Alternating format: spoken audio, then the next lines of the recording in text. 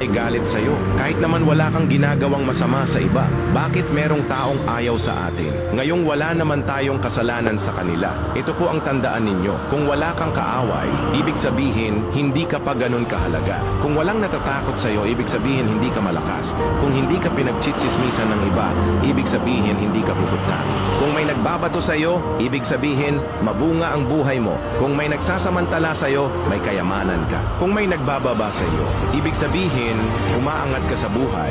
Kung may nagsasantabi sa'yo, ibig sabihin, natatakot sila sa'yo. Kung sinisiraan ka ng iba, ibig sabihin, sikat ka. Kung minamaliit ka ng iba, ibig sabihin, nasasapawan mo sila. Hindi ka sisiraan ng isang tao. Kung sira ka na, sinisiraan ka ng iba dahil may mabuti kang ginagawa. Kapag hinahanapan ka ng mali ng iba, ito ay dahil may tama kang ginagawa. Bakit may galit sa'yo kahit wala ka namang masamang ginagawa? Ito ay dahil may masama sa kanilang isip at puso. Kasi kung mabuti ang nasa isip at puso ng iba, ang makikita nila sa kanilang kapaligiran, sa lahat ng kanilang nakakasalamuha ay mabuti. Kung mabuti lang ang laman ng ating mga isip at puso, makikita din natin ang grasya, ang milagro ng Diyos na nangyayari araw-araw sa ating buhay.